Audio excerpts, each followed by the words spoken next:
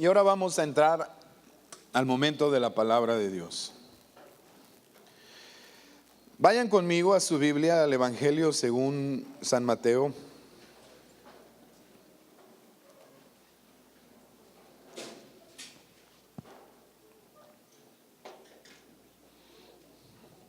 Capítulo 26.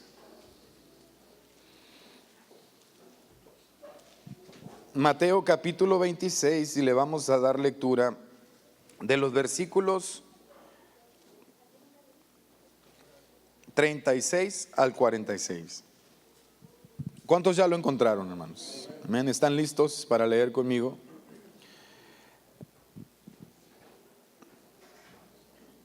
El encabezado de nuestro capítulo dice algo así como: Jesús ora en Getsemaní, ¿verdad? Lea conmigo versículo 36. Entonces llegó Jesús con ellos a un lugar que se llama, y dijo a sus discípulos: sentaos aquí entre tanto que voy allí y oro. Y tomando a Pedro y a los dos hijos de Zebedeo, comenzó a entristecerse y a angustiarse en gran manera. Entonces Jesús les dijo: mi alma está muy triste hasta la muerte. ¿Qué les dijo? Quedaos aquí. Yendo un poco adelante, se postró sobre su rostro, orando y diciendo: Padre mío, si es posible, pase de mí esta copa, pero no sea como yo quiero, sino como. Vino a sus discípulos y los halló como, hermanos, y dijo a Pedro. Para este sábado aplíquese ese versículo, hermanos. Y dice el Señor: así que no habéis podido velar conmigo. ¿Cuánto dice el Señor? Velad y orad. ¿Para qué? El espíritu a la verdad está dispuesto, pero la carne es. Otra vez fue y oró por segunda vez diciendo: Padre mío, si no puede pasar de mí esta copa sin que yo la beba, hágase tu voluntad. Vino otra vez y los halló como, hermanos, ya en la segunda oportunidad, porque los ojos de ellos estaban, y dejándolos se fue de nuevo y oró por, diciendo las mismas palabras. Entonces vino a sus discípulos y les dijo: dormid ya y descansad. He aquí ha llegado la hora, y el Hijo del Hombre es entregado en manos de pecadores. Levantaos, vamos, ved, se acerca el que me entrega. En otras palabras, ya no me alcanzaron, ¿verdad? Tuvieron sus oportunidades, se llegó el tiempo a lo que sigue. Cerremos nuestros ojos un momentito, así como estamos en pie, y oremos al Señor. Padre, en el nombre de Jesús te damos honra y te damos gloria. Reconocemos tu grandeza, tu amor, tu misericordia y tus cuidados para cada uno de nosotros. Te damos gracias por la oportunidad que nos prestas de estar en tu casa. Te hemos adorado, hemos entregado, Señor, de nuestras finanzas como un reconocimiento de que tú eres nuestro proveedor. Sin embargo, Señor, en estos momentos, que tu palabra, que tú vas a hablarnos a través de tu palabra, no permitas que nada ni nadie pueda entorpecer mi persona, mi mente, mi percepción de recibir lo que tu Espíritu quiere hablarme, Señor. Permíteme el don de tener un corazón receptivo y una mente abierta y dispuesta, Señor, como una buena tierra en la cual tu semilla es plantada, para que ésta posteriormente pueda dar un fruto. Señor, haznos entender que no es hora de dormir. Haznos entender el tiempo en que estamos viviendo. Haznos entender, Espíritu Santo, que debemos estar vigilantes, constantes en la búsqueda y en la oración, pues los tiempos de tu venida están cercanos y tenemos un enemigo que no descansa, que no duerme, cuyo único propósito, Señor, es alejarnos de ti y llevarnos con él a la perdición eterna. Ayúdanos, Espíritu Santo, ayúdanos, ayúdanos, y con tu maravilloso ejemplo, Jesús, motívanos a seguir adelante. Te lo pedimos todo en el nombre que es sobre todo nombre, el nombre de Jesús. Amén. Pueden sentarse, hermanos.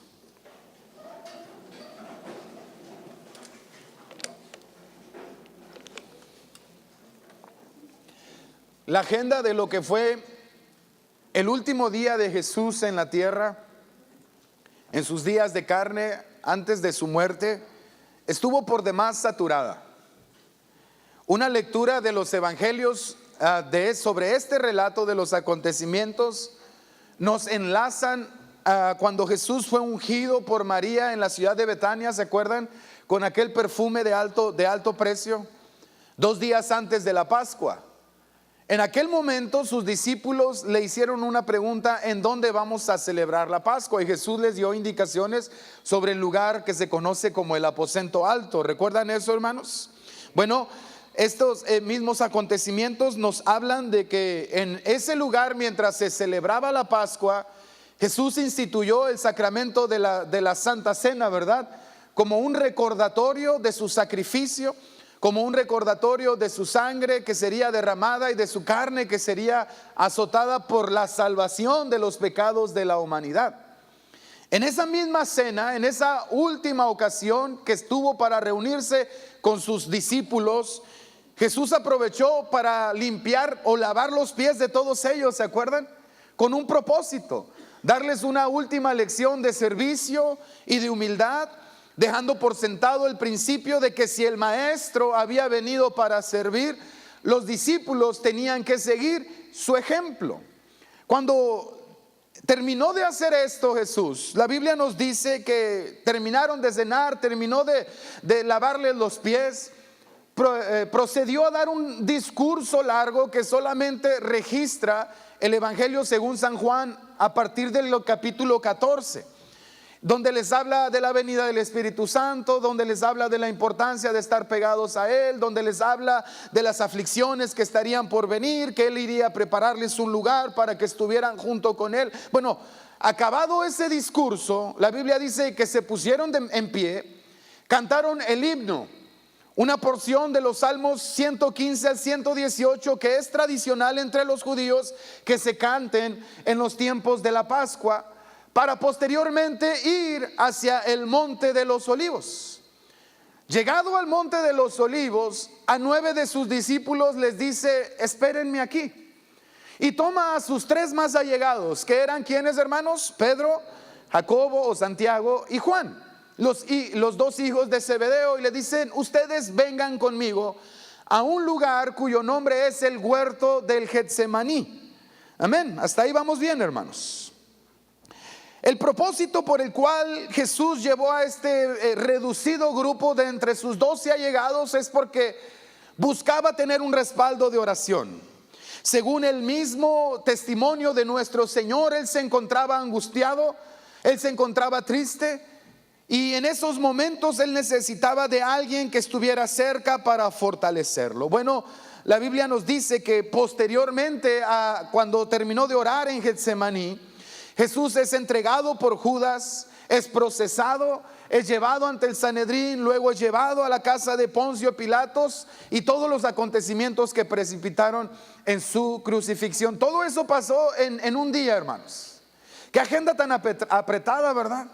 Sin embargo, cuando estaba releyendo esta maravillosa historia, hermanos, me quise detener en lo que se nos narra en estos 10 versículos, porque son demasiados acontecimientos como para abarcarlos todos en un solo sermón, para empezar.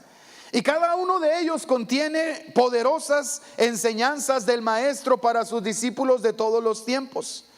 Pero quiero enfocarme en esta ocasión solamente en la batalla que Jesús libró y ganó en el huerto del Getsemaní, según el relato de Mateo, y también en las grandes y maravillosas lecciones que podemos extraer de esta narración. Jesús tuvo que pasar por el huerto del Getsemaní antes de ir a la cruz, hermanos. Me llama la atención que el nombre de Getsemaní traducido es molino de aceite. Era una porción en el Monte de los Olivos dedicada para extraer precisamente el producto del olivo, para machacarles. Y ese, al parecer, era un lugar predilecto de nuestro Señor Jesucristo para orar. Ahora, según el relato de los otros evangelios, nos dicen que mientras nuestro Señor Jesucristo estaba ahí en Getsemaní orando, él empezó a sudar y las gotas de su sudor eran como de sangre. Qué interesante, ¿verdad? Es muy interesante. Algunos han concluido que ese padecimiento que nuestro Señor Jesucristo estaba enfrentando por causa de la presión se le conoce como hematohidrosis. Hematohidrosis. Es un fenómeno que cuando algún individuo está pasando por mucha presión emocional, puede su sudor comenzar a llevar restos de sangre, hermanos. Es muy interesante que en el huerto del Getsemaní, el lugar para machacar el olivo y extraer su fruto, nuestro Señor Jesucristo esté librando su última batalla. Pero ¿qué lecciones nos da el maestro en el huerto del Getsemaní? Yo encuentro en este relato, en estos 10 versículos que acabamos de leer, por lo menos 3 lecciones, hermanos. Y la primera de ellas es la lección tocante a la oración. Los versículos 36 al 37, fíjense lo que nos dice. No cierren su Biblia porque vamos a estar volviendo constantemente a referirnos a ella. Entonces llegó Jesús con ellos a un lugar que se llama Getsemaní. Le dijo a sus discípulos: sentaos aquí, entre tanto que voy allí y oro. Y tomando a Pedro y a los 2 hijos de Zebedeo, comenzó a entristecerse y a angustiarse en gran manera. Digan conmigo: entristecerse y a angustiarse.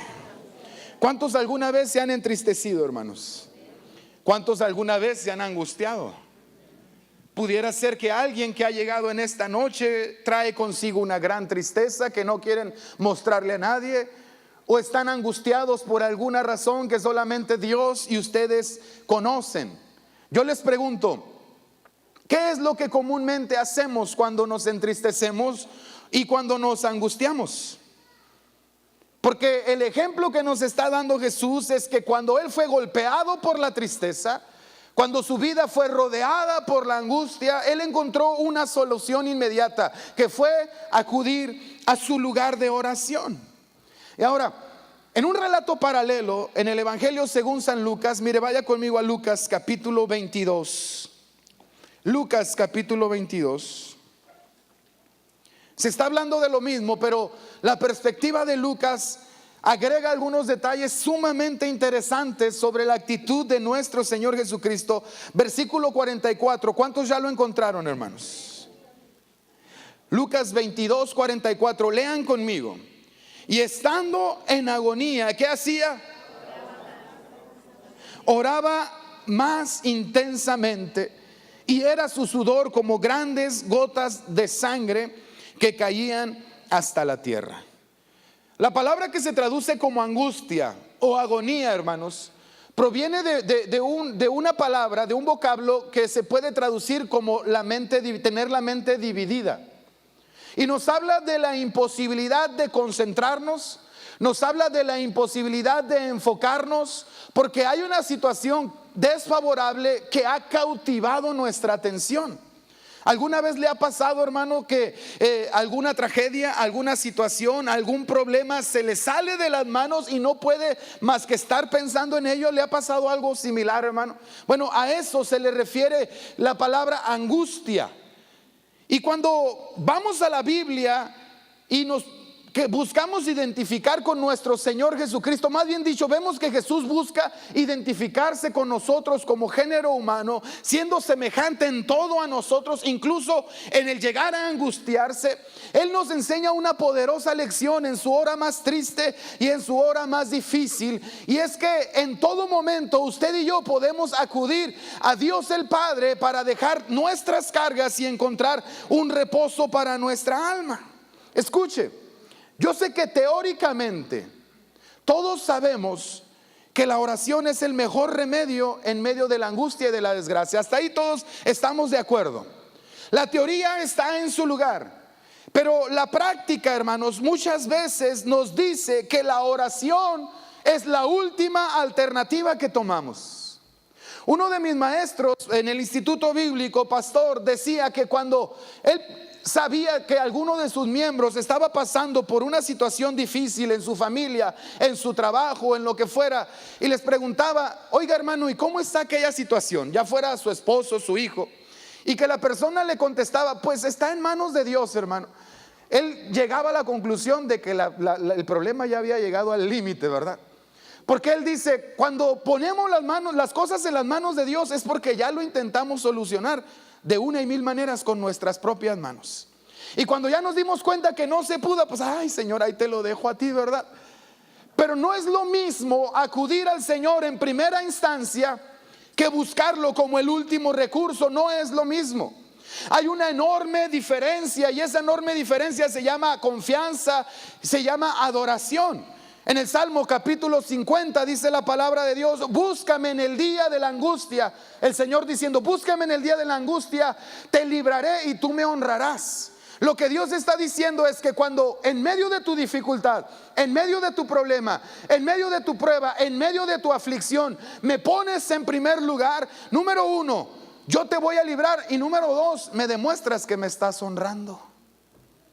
Porque cuando no lo hacemos, estamos honrando nuestra sagacidad para resolver problemas. Estamos honrando nuestros recursos, ya sean financieros, personales, emocionales o intelectuales, para resolver los asuntos. Pregunto, hermanos, ¿a dónde corremos cuando estamos angustiados y tristes? Le doy algunos ejemplos, algunas respuestas. Algunos corren por consejería. Habla a la iglesia: necesito hablar con el pastor, necesito cita para que el pastor me atienda. Algunos corren con sus amigos: es que necesito desahogarme, amiga, vamos a tomarnos un café, estoy bien triste, necesito que tú me escuches. Amigo, necesito que alguien me apoye. ¿Qué sé yo? Son cosas que hacemos o no las hacemos, hermano. Y en nuestros tiempos se ha puesto muy de moda que algunos corren al Facebook, ¿verdad? Y a publicar sus desgracias, como si alguien en las redes sociales nos fuera a ayudar a resolver nuestras desgracias. Dijo alguien: el muro de algunos cristianos, el muro de Facebook de algunos cristianos parece más bien el muro de las lamentaciones, de tantas tristezas que están publicando. Es algo que hacemos cuando lo que Dios está esperando es: búscame en el día de la angustia. Antes de ir corriendo en busca de alguien, hermanos, busquemos el rostro de Dios. Al menos ese es el ejemplo que Cristo nos está dando. Antes de ir a contarle nuestras angustias a la gente, platiquemos con el único que tiene el poder de ayudarnos de verdad. Aquel que dice: echen sus cargas sobre mí, porque yo tengo cuidado de vosotros. ¿Cuántos dicen amén a esto, hermanos? Siguiendo el relato de Lucas capítulo 22, versículo 43.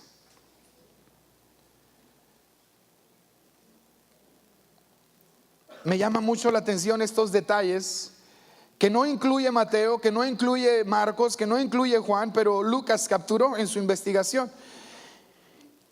En el versículo 43 dice: y se le apareció, ¿qué cosa, hermanos? ¿Con qué propósito? No para consolarle, pero para fortalecerle, ¿verdad? Qué poderosa es la oración, hermanos. Si de verdad supiéramos los recursos que se desatan, hermanos, cuando oramos, cuando ponemos a Dios en primer lugar en cualquier circunstancia, créame que no andaríamos buscando a quién contarle nuestros problemas, ni andaríamos buscando o corriendo buscando quien nos ayude a salir de nuestra dificultad. Si por un momento Dios permitiera que nuestros ojos espirituales se abrieran y nos diéramos cuenta de lo que pasa en las regiones celestes cuando un hijo de Dios, cuando una hija de Dios pone a Dios en primer lugar, cómo se movilizan legiones de ángeles, cómo se activan mecanismos espirituales para que la respuesta venga a nuestras vidas. Si de verdad lo entendiéramos y lo viéramos, créame que nunca volveríamos a dejar a Dios como nuestra última alternativa. Por eso en sus últimas horas aquí en la tierra, Jesús se toma el tiempo para dejarnos este ejemplo. Se acerca su hora más oscura, Según uno de los salmos mesiánicos, el estado emocional de Cristo es: me han rodeado bestias que buscan mi muerte. Así se describe la condición emocional de Cristo. Y aun cuando estaba en angustia, su mente a lo mejor estaba dividida, estaba batallando para concentrarse. Él ve clara la solución. Ya estuve con mis amigos, ya platiqué con ellos, ya les lavé los pies, ya pasamos un buen tiempo de camaradería, pero ahora necesito estar con mi Padre. Si eso hacía nuestro Señor Jesucristo, hermanos, ¿cuánta más necesidad no tendremos nosotros? ¿Cuántos dicen amén a esto, hermanos? Pero según lo que dice Lucas, yo concluyo, hermanos, que hay oraciones que provocan una visitación del cielo.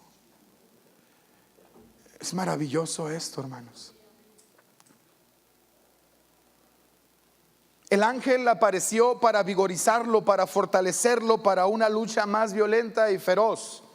Jesús está en medio de una batalla espiritual cuyo resultado dependerá la salvación de todo aquel que cree. No es algo sencillo lo que nuestro Señor Jesucristo está experimentando. Sin embargo, el cielo hace una pausa, que se abra, y envía un ángel para fortalecerle, para que Jesús se levante como el campeón que es y pueda continuar con el proceso de la redención. Esto me habla a mí, hermanos, de que debemos orar hasta que tengamos la certeza de que el cielo ha enviado la ayuda. ¿Cuántos dicen amén, hermanos? Si alguien me dice: hermano, pues hasta yo he estado orando para que el Señor salve a mi familiar, he estado orando para que el Señor me ayude en mi negocio, he estado orando por mis hijos, he estado orando por mi matrimonio, ¿hasta cuándo voy a seguir orando? Bueno, el ejemplo de Jesús es: debemos orar hasta que tengamos la certeza de que el cielo se ha movilizado a nuestro favor, hermanos. ¿Estamos de acuerdo con eso? Fíjense, para Lucas, el evangelista, la vida de oración del Señor Jesucristo es muy importante. Cuando analizamos los diferentes relatos de los evangelios, nos damos cuenta que Lucas es quien más habla de la vida de oración de Jesús. Él lo menciona hasta 9 veces, momentos en los que Jesús está orando o está enseñando acerca de la oración. De esas 9, 7 son exclusivas de Lucas, o sea, no se mencionan en los otros 3 evangelios. ¿Por qué para Lucas es tan importante la vida de oración de Jesucristo? Bueno, porque desde la perspectiva de Lucas, él está presentando a Jesús como el Hijo del Hombre. Lo está presentando desde la perspectiva humana. Lo está presentando como el sumo sacerdote que puede compadecerse de nosotros porque conoce nuestras debilidades. Cuando Lucas nos trae el relato de Jesucristo, él sobre todas las cosas busca enfatizar su lado humano, como diciéndonos: si Jesucristo, el Hijo del Hombre, aquel que padeció y que fue tentado en todo pero sin pecado, hizo de la oración una prioridad, ahí mismo nos está dando el ejemplo para sus seguidores de lo importante que es la oración. ¿Cuántos dicen amén a esto, hermanos? Fíjense, les repito, personalmente creo que este énfasis de Lucas se debe al hecho de que él ve al Señor como el Hijo del Hombre, totalmente identificado con nuestras limitaciones, con nuestras miserias, con nuestras flaquezas y con nuestras necesidades, y como consecuencia totalmente dependiente del Padre y del Espíritu que venía a su vida por medio de la oración. Por eso enfatiza la vida de oración de Jesús, el evangelista Lucas. Nos está queriendo demostrar que la oración sostuvo a Jesús a lo largo de todos los acontecimientos que rodearon la crucifixión. Jesús sabe lo que está por venir. Jesús acaba de anunciar en la cena: el que mojó conmigo el pan va a levantar contra mí su calcañar, o sea, uno de ustedes me va a entregar. Él sabe lo que está por venir. Él sabe que viene el juicio de los judíos, que viene el juicio de los romanos, que viene la muerte por crucifixión. Él sabe que viene la muerte vicaria, que el pecado de la humanidad por un momento se va a posar sobre él para que la humanidad pudiera ser salva. Está contemplando todo eso. Sabe que le van a escupir, sabe que le van a vituperar, sabe que se van a burlar de él, que van a apostar sobre sus ropas. Oiga, sabiendo todo eso, hermanos, y mantener el temple, ¿cómo puede ser posible eso? Si usted sabe con anticipación los tiempos difíciles que le esperan, se empieza a poner nervioso desde antes. No sé si le pase a usted como a mí, pero cuando me toca enfrentar una situación difícil, el nervio llega desde antes, ¿verdad?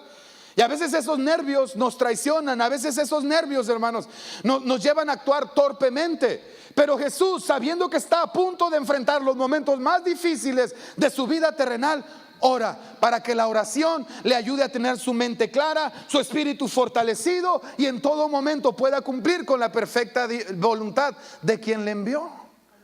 Qué ejemplo tan maravilloso, hermanos. Me decía nuestra pastora que está batallando, pues estuvo batallando mientras se hacía promoción para el sábado de oración, para conseguir por lo menos las 10 personas por hora, hermanos. ¿Por qué? ¿Por qué consideramos que la oración no es prioritaria para nuestras vidas? ¿Por qué consideramos que la oración es algo de lo que podemos prescindir?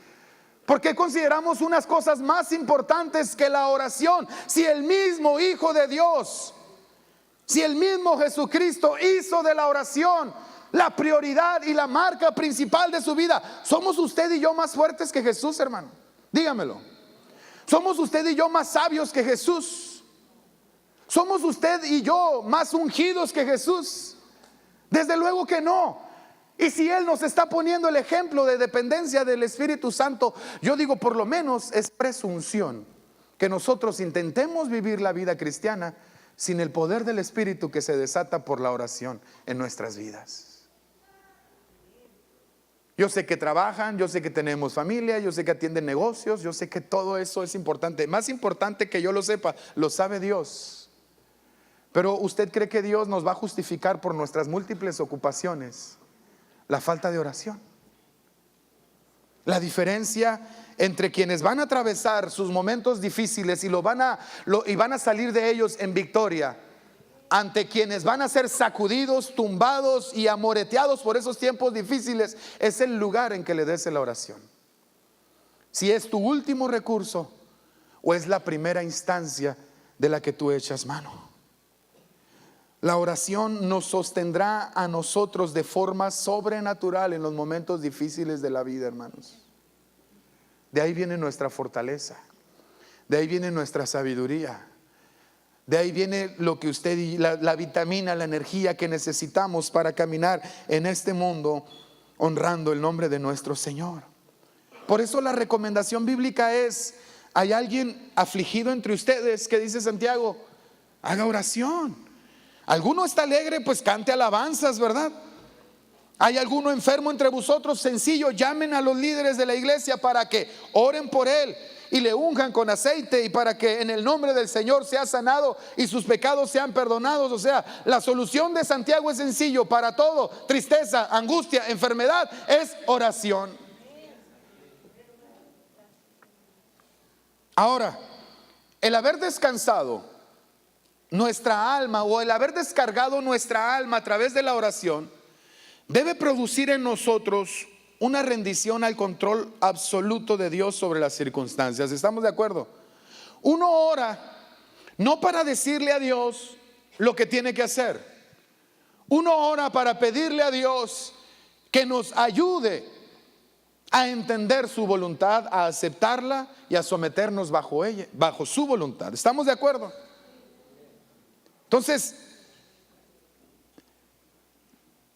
debe de producirse un reconocimiento en nuestras vidas de que después de haber orado, todo lo que suceda después de nuestra oración fue de acuerdo a la voluntad de Dios. ¿Estamos de acuerdo con eso, hermanos? ¿Sí? O sea, yo oro: Señor sana, Señor suple, Señor salva, Señor provee, y continúo orando según las enseñanzas de la Biblia. Lo que suceda de mi oración en adelante es territorio de la voluntad y de la soberanía de Dios. ¿Estamos de acuerdo con eso, amados hermanos? ¿Sí? Ok. Porque la segunda lección que Jesús nos da es la lección de la rendición. Diga conmigo: la lección de la rendición. Porque orar es rendirse a la voluntad de Dios. Orar es rendirnos al control que Dios tiene sobre todas las cosas. Y en este mismo relato Jesús nos está enseñando que nuestra mayor aspiración en la vida ha de ser la de someter nuestra voluntad completamente a Dios. ¿Cuál era el motivo de oración de Jesús? Hasta 3 veces: Señor, si es posible que pase de mí esta copa, pero no sea como yo quiero, sino como tú. Otros evangelios dicen: pero que no se haga mi voluntad, sino la tuya. Alguien dijo que hay 2 clases de cristianos: aquellos que le dicen al Señor: Señor, hágase tu voluntad, y aquellos a quienes el Señor les dice: bueno, pues hágase la tuya. Voluntariosos, tercos, necios, aferrados que somos a veces. Y Dios dice: no va a contender para siempre mi espíritu con el hombre. Si tanto quieres eso que me estás pidiendo, ok, tómalo. Pero yo no voy en eso. Yo no estoy en ese negocio, yo no estoy en esa relación, yo no estoy en ese asunto. Te permito que lo hagas, la voluntad permisiva, ¿verdad? Pero prepárate para asumir las consecuencias. Sin embargo, el ejemplo que Jesús nos está dando, hermanos, es que cada creyente, cada hijo de Dios, cada persona que se precie de ser un discípulo de Jesucristo, por encima de todas sus aspiraciones, debe aspirar a que su vida esté completamente rendida a la voluntad de Dios. Hasta en 3 ocasiones pide: Señor, si es posible, pase de mí esta copa sin que yo la beba, pero no sea como yo la quiero, sino como tú. ¿Qué tenía esa copa que Jesús hubiera preferido, hermanos, no beberla? ¿A qué hace referencia la copa? ¿De qué está hablando? ¿Qué es eso que Jesús preferiría evitar y que le lleva a confrontarse con su realidad y decir: lo que me importa es hacer la voluntad de Dios, y si la voluntad de Dios conlleva beber esa copa, la voy a beber hasta que quede seca completamente? Algunos groseramente infieren que Jesús estaba atemorizado por el dolor físico que enfrentaría en la cruz. Algunos otros dicen que nuestro Señor Jesús estaba queriendo arrojar la toalla, como diciéndole: Dios, ya no me gustó la perspectiva de salvar a la humanidad a través de mi sacrificio. ¿No tienes un plan B? Un plan menos doloroso, un plan que no implica cruz, un plan que no implique latigazos, que no implique corona. ¿No se te ocurrió otra cosa? De ninguna manera. De ninguna manera. Uno de los salmos mesiánicos, en una referencia a Jesucristo, dice: he aquí que vengo, en el rollo del libro está escrito de mí, y afirma: el hacer tu voluntad, Dios mío, me ha agradado. Jesús se regocijaba sobre todo en hacer la voluntad de Dios. Hay 2 posibles explicaciones al contenido de la copa. Número 1, por el síntoma que Jesús estaba padeciendo, la hematohidrosis que mencionábamos al principio, por causa de la enorme presión emocional que tenía. Es probable que Jesús estaba sintiendo la muerte cerca. Y al estar sintiendo la muerte cerca, sabiendo que su muerte tenía que ser en una cruz, Él está orando: Señor, que pase de mí esta copa, la copa de la muerte anticipada, pero no sea como yo quiero, sino como tú. Esa es una posible explicación. Otra, la más popular, es que la copa de la que se hace referencia en la Biblia, y de acuerdo al contexto bíblico, cuando se menciona la palabra copa, muchas veces el contenido hace referencia a la ira justiciera de Dios contra el pecado.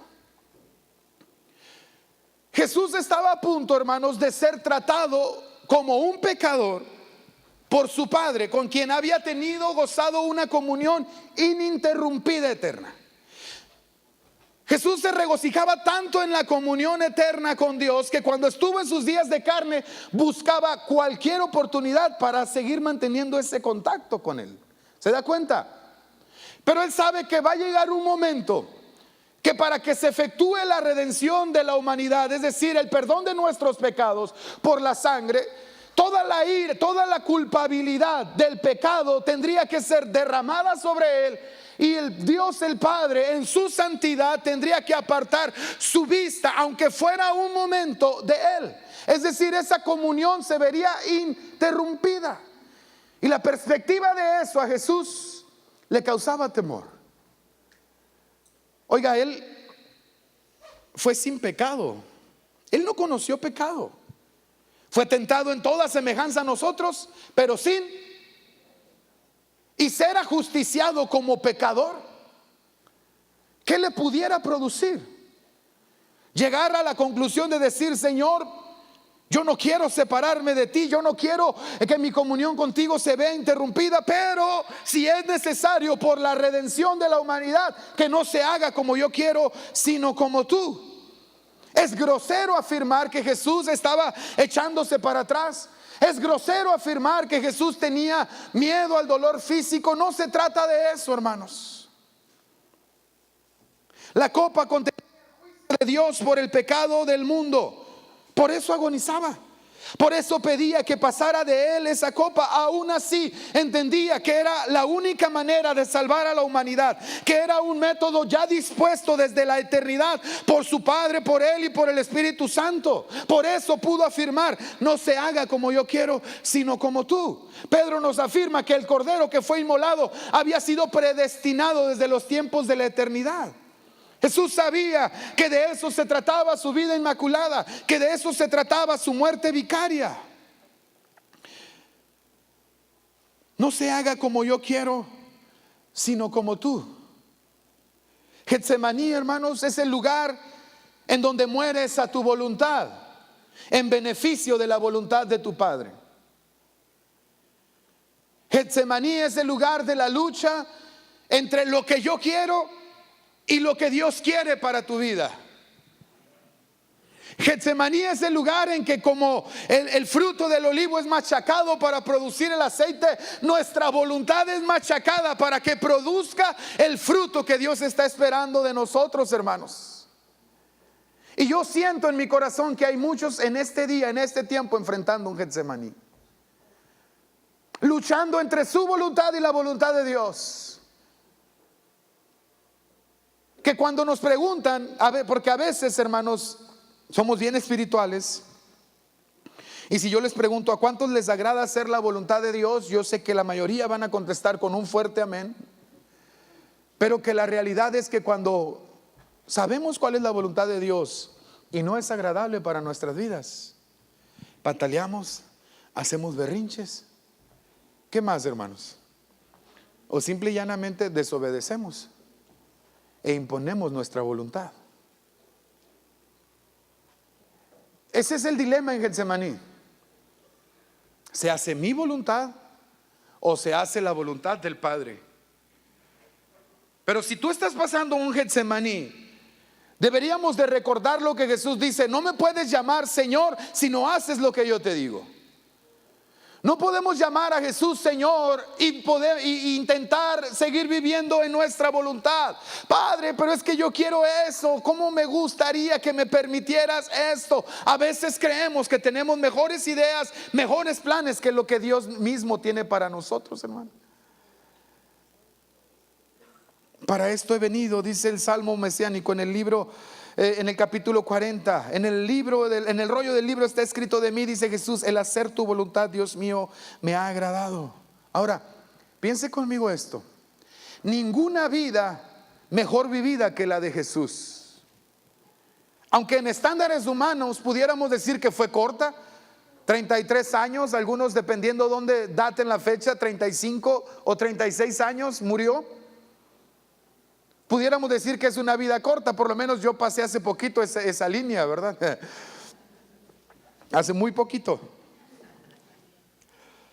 Es una vida, estaba muy joven, realmente muy joven, hermano.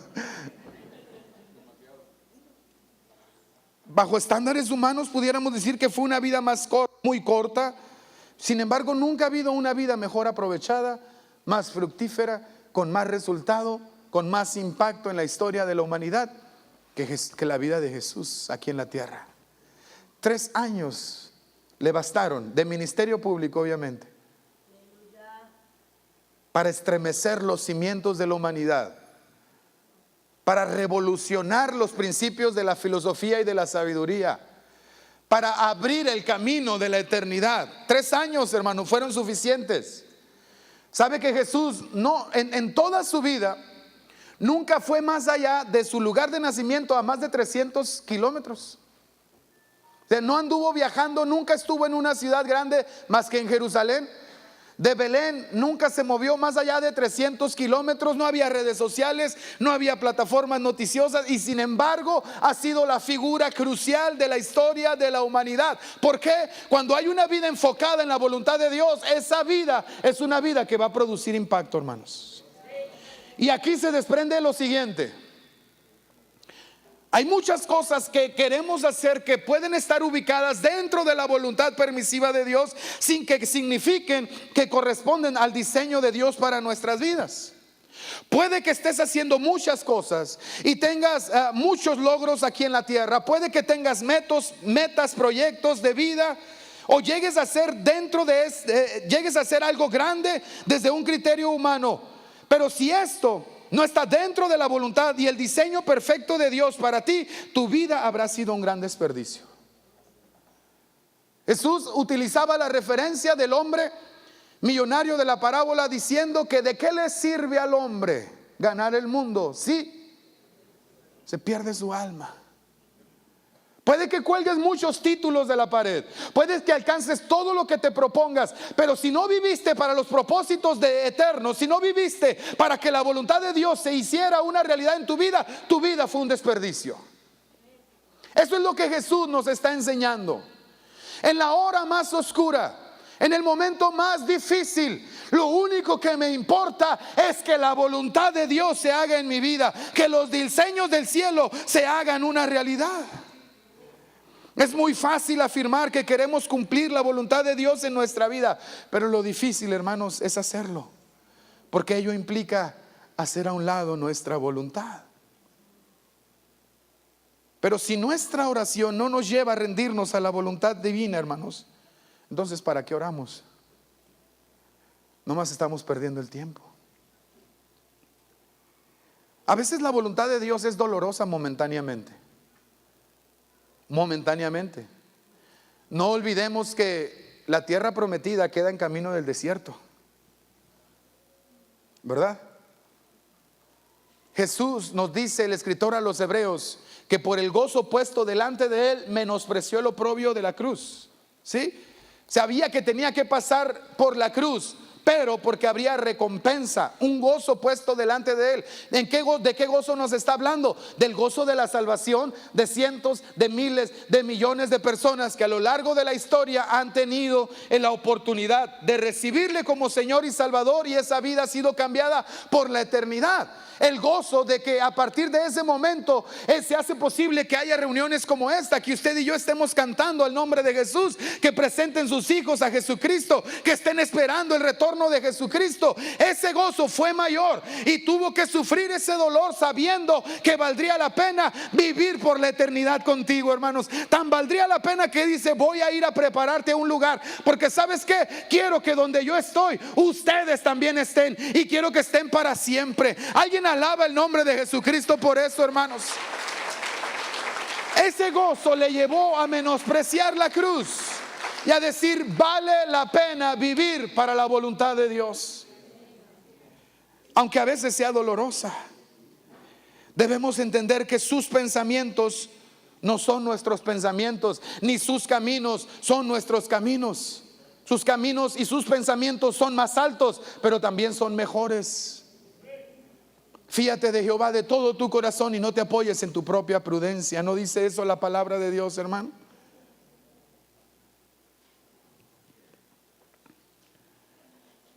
Imagínense cuando no tenemos la perspectiva completa de lo que Dios está haciendo, o de querer el cumplimiento de su voluntad en nuestra vida, lo fácil que es extraviarnos. ¿Quieres saber para qué estás aquí en la tierra? ¿Sabes cuál es la razón por la que Dios te ha permitido despertar en este día, hermano? ¿Entiendes cuál es el motivo por que aún seguimos con vida, hermanos? ¿Lo entendemos? De ello se trata, conocer la voluntad de Dios. Y si no estamos viviendo para que esa voluntad se cumpla, estamos viviendo un desperdicio de vida, por muy bonita que esta parezca. Ahora, la voluntad de Dios no es un castigo, hermanos. La voluntad de Dios es buena, es agradable y es perfecta, es disfrutable. Yo le digo a Dios en mi oración: Señor, llévame a ese punto de poder afirmar como Jesucristo: el hacer tu voluntad me ha agradado. En algunas cosas me agrada hacer la voluntad, pero en otras cosas, hermano, me es difícil, se los confieso. No puedo en toda la generalidad de las áreas que abarca mi vida decir, cómo me gusta hacer la voluntad de Dios. Pero veo el ejemplo de Cristo y le digo, Señor, llévame a ese punto en donde yo pueda decirte en todo, en cada una de las áreas de mi vida, que no se haga lo que yo quiero, sino lo que tú quieres, precioso Dios. ¿Cuántos dicen amén a esto? Ahora, la última lección que encontramos en estos versículos que estamos analizando es la lección de la atención. Diga conmigo, la lección de la atención. Debemos permanecer vigilantes en todo momento, estar atentos, no se distraigan, hermanos. Camarón que se duerme se vuelve cóctel, ¿verdad? No se distraiga. Versículo 41. Después de haber orado y encontrado e ido con sus compañeros de oración, Pedro, Juan, Santiago, en vez de estar con las manos levantadas y clamando y apoyando al Señor Jesús en oración, ¿cómo estaban, hermanos? Roncando a pierna suelta, como decimos, ¿verdad? Les cayó de peso la Santa Cena, les cayó de peso el corderito de la Pascua y ahí estaban. No se dieron cuenta del drama que se estaba efectuando, ni se dieron cuenta que hubo un ángel que vino para fortalecer al Señor. No se dieron cuenta de nada. Pero las 2 veces que vino Jesús y los encontró dormidos, después de despertarlos, les dijo la misma indicación: velad y orad para que no entréis en tentación. El espíritu a la verdad está dispuesto, pero la carne es débil. O sea, estén atentos, por favor, no estén durmiendo. Aún en medio de sus luchas personales, aún en medio del drama eterno que se está llevando a cabo en Getsemaní, nuestro Señor tuvo la oportunidad para darles a los discípulos la última valiosísima lección.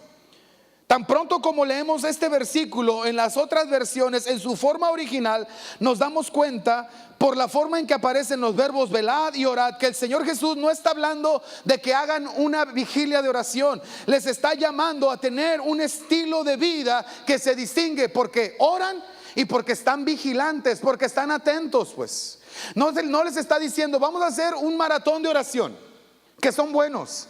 No les está diciendo vamos a hacer una corrida, una cadena de oración. Les está diciendo en su vida tiene que haber una característica: tienen que ser discípulos vigilantes y orantes constantemente para que fluya la vida del Espíritu en su vida.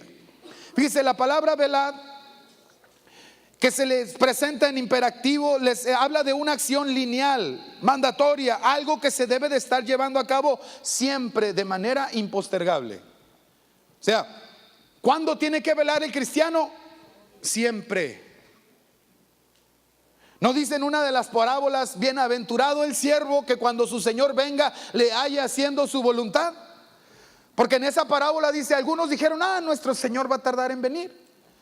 Y como va a tardar en venir, pues no tiene nada de malo que me empiece a divertir. Como va a tardar en venir, no pasa nada si me empiezo a distraer. Pero dice el Señor de aquellos hombres va a venir a la hora que ellos no sepan. Hermanos, yo sé que a muchos les suena todavía a un cuento de hadas, pero de acuerdo al testimonio del Espíritu, de acuerdo al testimonio de las Escrituras, de acuerdo al testimonio de lo que está sucediendo allá afuera, la venida de Cristo está cercana. Bienaventurado aquel que se encuentra anhelante y esperando y listo para que cuando suene la trompeta con voz de arcángel y trompeta de Dios, los muertos en Cristo resuciten primero y luego aquellos que lo estemos esperando seamos transformados en un momento, recibamos al Señor en el aire para vivir eternamente con Él. Bienaventurado aquel que entienda esto. Pero también dice que debemos estar orando, y se trata de una acción que debe de formar una característica en la vida del pueblo de Dios. Si algo debe de caracterizarnos a nosotros como pueblo de Dios, es que oramos, hermano. Es que oramos. La pregunta es, ¿nuestra vida de oración sirve para caracterizarnos en este momento?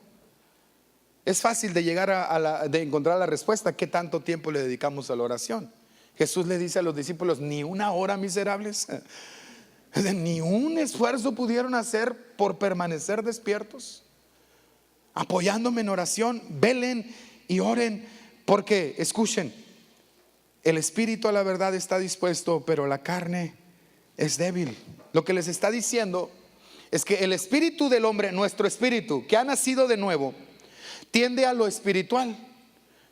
Desde que nacimos de nuevo por la regeneración, por la salvación en Jesucristo, nuestra naturaleza espiritual busca lo espiritual.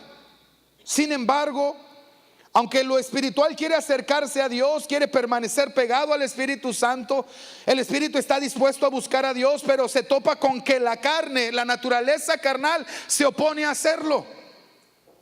En espíritu o en actitud, los discípulos estaban dispuestos a acompañar a Jesús en su agonía, pero su debilidad, su carne enfermiza, les estorbaba. Cuando dice Jesús que la carne es débil, la palabra que se traduce como débil es enferma y debilitada. No esperes que a la carne le den ganas de orar, hermano. Está enferma y está débil.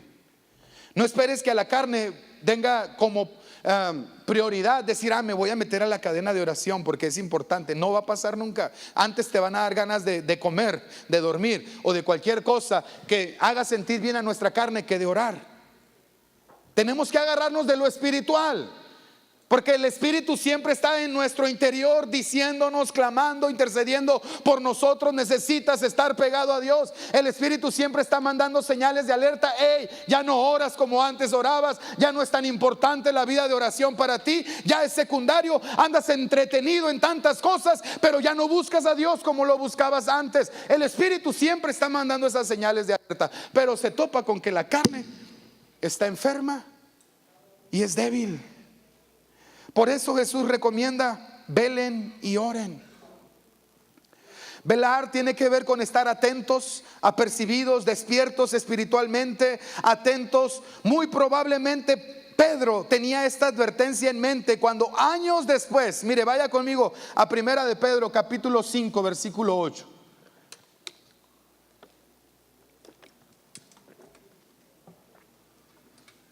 ¿Cuántos ya lo encontraron, hermanos? Primera de Pedro 5 versículo 8. Dice, sean prudentes y manténganse atentos. O como dice la Reina Valera 1960, velad, sed sobrios y velad. Bueno, dale el versículo 7, Adrián, por favor. O quien esté ahí arriba. Regrésate un versículo. Echando toda vuestra ansiedad sobre Él, porque Él tiene cuidado de vosotros. Ahora sí. Siguiente, sed sobrios y velad, porque vuestro adversario el diablo, como león rugiente, anda alrededor buscando a quien devorar. Reina Valera contemporánea nos habla de sean prudentes y manténganse atentos. Es básicamente la misma advertencia que Pedro recibió de Jesús. Pedro se la está dando ahora a sus discípulos. ¿Por qué, hermano? Pedro lo escuchó de primera mano, ¿verdad? Y le preguntó, ¿hizo caso? No hizo caso. Pedro andaba envalentonado.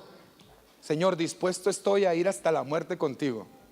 Es más, aunque toda esta bola te abandone, yo no te voy a abandonar. Tú debes saber que aquí tienes a tu roca.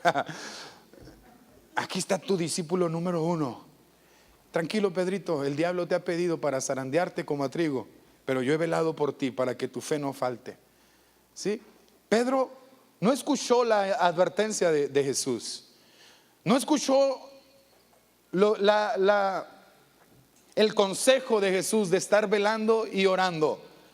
Por ello tuvo que experimentar el fracaso y experimentar las consecuencias de su fracaso, que le llevó a la depresión, a la tristeza, a abandonar todo aquello por lo que había empeñado su vida y estar dispuesto a volver a su antiguo oficio. Por eso muchos años después, ya que el Señor lo restauró, ya que el Señor le volvió la autoridad, ya que el Señor lo volvió un hombre de influencia, como que se está acordando, hey, les voy a dar un consejo que mi maestro me dio a mí y al que yo no le hice caso. Sean prudentes y estén atentos, porque el diablo anda como un león rugiente buscando a quien devorar. Aunque Pedro perdió la autoridad moral para dar ese consejo, ganó la autoridad experimental, ¿verdad? Como diciéndoles, se los digo porque lo viví en primera persona. No estuve atento, no estuve velando, no estuve orando, y el diablo por poco me devora a mí y devora el plan que Dios tenía para mi vida. Qué interesante, ¿verdad, hermanos? Las tentaciones que estaban a punto de enfrentar los discípulos no serían fáciles de vencer. Sería herido el pastor, según dice Isaías, y dispersas las ovejas. Sus expectativas recibirían un duro golpe, su maestro moriría crucificado y ellos en la confusión le abandonarían temporalmente, sin tener claro todas las cosas. Llegarían a pensar que todo fue en vano, que todo sería un fracaso. O sea, lo que estaban a punto de pasar no sería fácil, hermanos. Pero Jesús aprovecha esta oportunidad para revelarles que la clave para vencer sobre la tentación de cualquier tipo, el permanecer vigilantes y constantes en la oración, es fundamental. ¿Cuántos dicen amén, hermanos? A estas alturas, quienes tienen años caminando en el Señor saben que constantemente encontramos en nuestro caminar con Cristo oportunidades para abandonarlo todo, para renegar de Él. Por eso, amados hermanos, debemos permanecer alertas y vigilantes y no dejar de orar. Continuamente pasamos por cosas a las que no encontramos una explicación, ¿o me equivoco, hermano? A las que no tenemos respuesta, a las que nos empezamos a preguntar, ¿por qué estoy pasando por esto? Acabamos de salir de una y otra vez a la misma. Se acaba de sanar mi madre y ahora se enferma mi padre. Acabo de ver un milagro financiero, pero ahora tengo este otro problema. A muchos nos ha pasado así. Y constantemente el enemigo viene a sembrar semillas de duda, decirte, déjalo todo, quédate así, vuelve atrás. Por eso dice el Señor, tienes que estar velando y orando. Miren, por ejemplo, piensen un momento en José, el hijo de Jacob, allí en la cisterna, donde sus hermanos le arrojaron por presumido, por andarles contando sus sueños. ¿Sí o no pudiera tener razones para decir, oye, ¿dónde quedó lo que Dios prometió para mi vida? O piensa en Jeremías. A Jeremías dice la Biblia que le metieron a una prisión y lo amarraron sus pies en el cepo. Una prisión cenagosa, llena de lodo, cuyo único delito del profeta de Dios fue predicar la palabra. ¿Qué pensaría Jeremías ahí? ¿Esto me gano por hacer la voluntad de Dios? Piensa en un momento en Pablo y Silas cantando desde la cárcel en Filipos. Su único delito, predicar el evangelio. No hicieron nada malo. Piense en Juan en la isla de Patmos, desterrado por no poderle asesinar las autoridades romanos. Díganme si esas personas no tendrían razones para decir, oye, pues ¿dónde está lo que Dios quería hacer conmigo? Pero si ellos no hubieran entendido la importancia de estar pegados a Dios, José no hubiera vivido para ser promovido a las altas esferas del gobierno egipcio.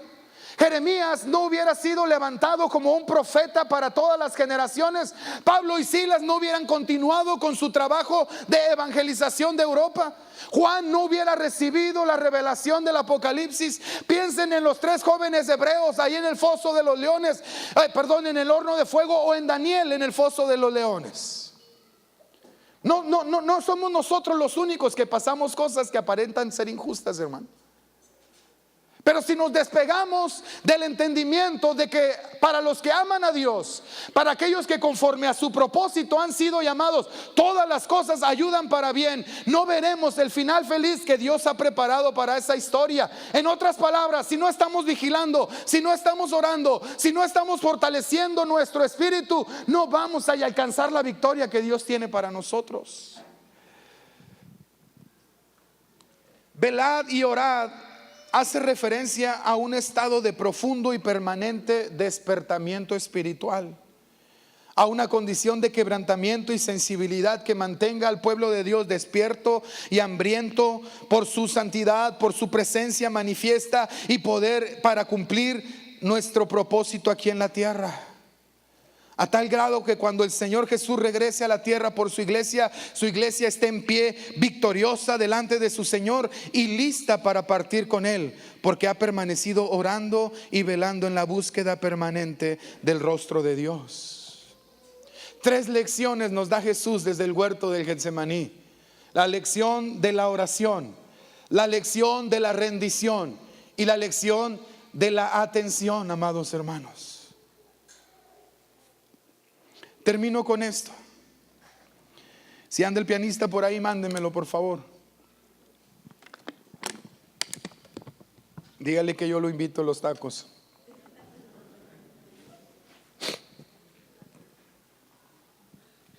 Volvamos a nuestro Señor Jesús ahí en el huerto y a la batalla que está librando emocional y espiritualmente.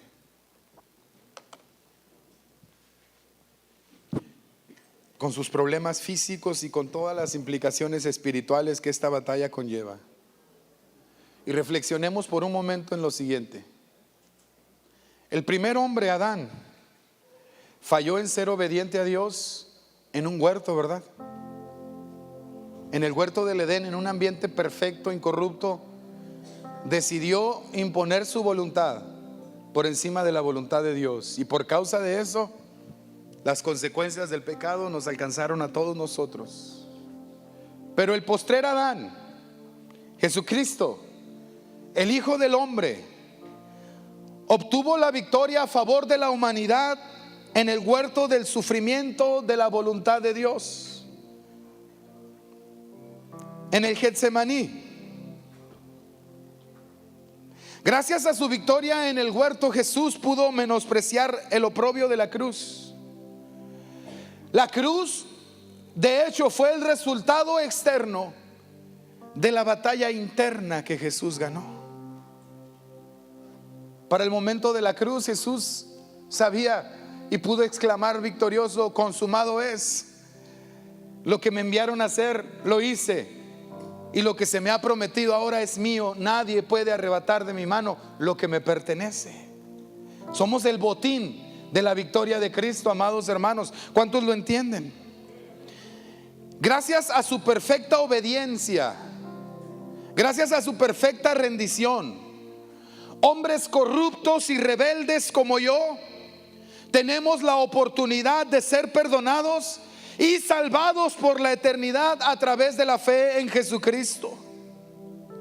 Getsemaní nos enseña cómo vencer sobre las angustias, cómo vencer sobre las tentaciones, cómo vencer sobre las pruebas, pero también en cómo vencer sobre nosotros mismos. Getsemaní también nos enseña que lo mejor que nos puede pasar en la vida es que se cumpla la perfecta voluntad de Dios en nosotros. Getsemaní es el lugar en donde debes morir a tu propia voluntad en beneficio de la voluntad de tu Padre. Getsemaní es el lugar en donde se prueba nuestra obediencia, hermanos. Y por testimonio del Espíritu sé que muchos aquí están en un Getsemaní. Les voy a invitar a que se pongan de pie, por favor.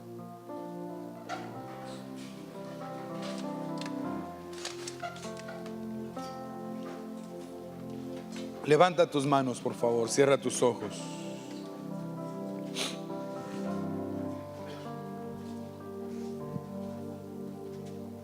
Tres lecciones del maestro en el huerto.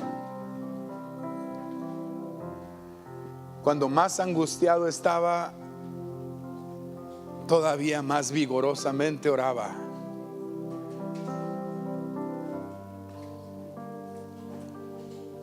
Y no dejó de orar hasta que estuviera completamente rendido a la voluntad de Dios.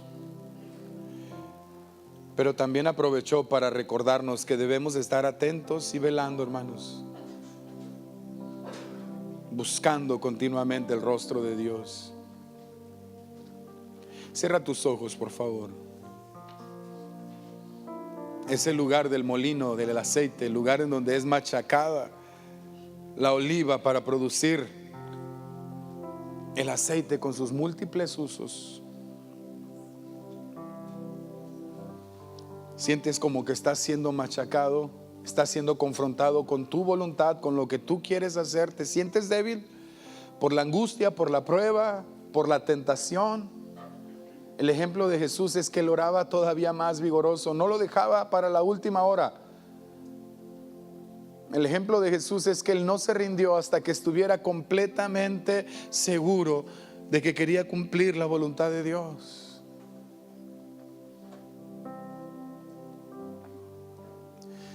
Si el Espíritu te ha llevado al Getsemaní en este momento de tu vida, yo quiero que salgas de tu lugar y vengas aquí al frente, porque quiero orar contigo.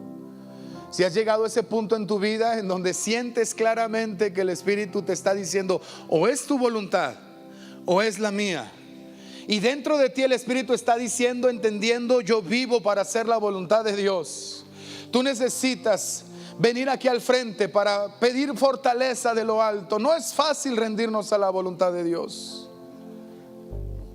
Sin embargo, es la manera más segura en que tú y yo podemos vivir aquí en la tierra. En el Getsemaní morimos a nuestra voluntad en beneficio de la voluntad de nuestro Padre. Cuando la voluntad de Dios ha sido revelada, ya solamente tenemos dos opciones: obedecemos o desobedecemos. No hay más. Sigan pasando, hermanos, hay más espacio. Hay más espacio. Cuando más angustiado estaba Jesús, más vigorosamente oraba. Y oró hasta que del mismo cielo hubiera respuesta, hubiera señal de que su oración había sido oída y había sido contestada. Ora, hermano, ora en este momento, ora en el Espíritu si sabes hacerlo, o abre tus labios y dile: Espíritu de Dios, ayúdame a rendir mi voluntad, ayúdame a morir a mí mismo, ayúdame a morir a mis deseos, ayúdame a morir a mis metas y ayúdame a abrazar lo tuyo. Ayúdame a entender que tus caminos son mejores que los míos. Ayúdame a entender que tus pensamientos son más altos que los míos. Ayúdame, Señor. Yo no quiero estar altercando siempre contigo. Yo no quiero estar luchando siempre contigo. Señor, no quiero que mi vida sea un desperdicio. Quiero que los años que tú me prestes, las fuerzas que tú me des, la salud que pongas en mi vida, pueda yo invertirla para hacer tu voluntad. Si es lo único que cuenta, si es de lo que yo te dé dar cuenta, Señor, ayúdame a no desperdiciar mi vida. Tengan sus manos en alto, hermano, todos los que están aquí al frente, líderes de la congregación, diáconos y diaconisas. Si no han pasado para que oren por ustedes, ayúdenme a orar. Ayúdenme a pedir fortaleza. Pidan fortaleza sobre nuestros hermanos. El ángel que apareció a Jesús no vino a consolarle. Dios no está aquí para consolarte, está aquí para confrontarte, pero también para fortalecerte. Ánimo. Si ya has entendido cuál es la voluntad de Dios, ya lo que necesitas es fortaleza solamente. Fortaleza y decisión. Fortaleza y decisión para que hagas un movimiento en favor de lo que Dios te está indicando, hacia la dirección que Dios te está marcando. Fortalece su vida, Señor. Fortalece su vida. Fortalece su ánimo. Fortalécenos, Dios. Fortalécenos, fortalécenos. Puede que la lucha se haga más fuerte. Puede que la tentación se haga más grande, Señor. Pero si tu voluntad ha sido revelada, danos fuerzas para obedecer. Danos fuerzas para obedecerte, Señor, y para caminar en tu dirección, para caminar hacia donde tú nos indicas. En el nombre de Jesús, en el nombre de Jesús. Fortalécele, Dios, fortalécele, fortalécele. Fortalécele, Dios, fortalécele. Fortalécenos, Dios. Fortalécenos, Señor, fortalécenos. Fortalécenos, Señor.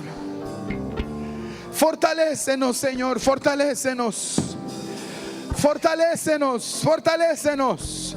Su voluntad ha sido revelada y su voluntad es mejor que la tuya. No desperdicies tu vida. No desperdicies tu tiempo. No desperdicies los recursos que Dios ha puesto en tus manos. Inviértelos en el cumplimiento de su diseño para ti. Ayúdalo, Señor, y dale fuerzas. Ayúdalo, Señor, ayúdalo. Ayúdale, Dios, a caminar en tu dirección, a caminar, Señor, bajo el influjo de tu Espíritu Santo. En el nombre de Jesús. En el nombre de Jesús. Que no se haga lo que yo quiero, que la voluntad del cielo se cumpla en mi vida, que la voluntad de mi Padre se cumpla en mi vida. Es lo mejor que me puede pasar. Ayúdame a amar tu voluntad, Señor. Ayúdame a amar tu voluntad tal cual ha sido revelada, a abrazarla y a caminar, Señor, hacia ella. Ayúdame, ayúdame, Dios, ayúdame. Ayúdame, Señor, ayúdame a cumplir tu voluntad, a no desperdiciar los años, los días que tú me prestes, Señor. Que si tú vienes, tu venida me encuentre haciendo lo que a ti te agrada, o por lo menos intentándolo hacer, con la ayuda de tu Espíritu Santo, con el poder que viene de lo alto. No te levantes hasta que tengas certeza de que el cielo ha escuchado tu oración, de que el cielo se ha movilizado a tu favor. Vamos, pueblo de Dios. Cuando más angustiado estaba, tanto más poderosa era su oración. El Hijo del Hombre dándonos ejemplo, el Hijo del Hombre motivándonos y mostrándonos el camino. La oración nos va a mantener alertas, nos va a mantener despiertos, nos va a mantener lúcidos para tomar las mejores decisiones. No te muevas si el Espíritu no te mueve. No te muevas hacia donde el Espíritu no te lo indica.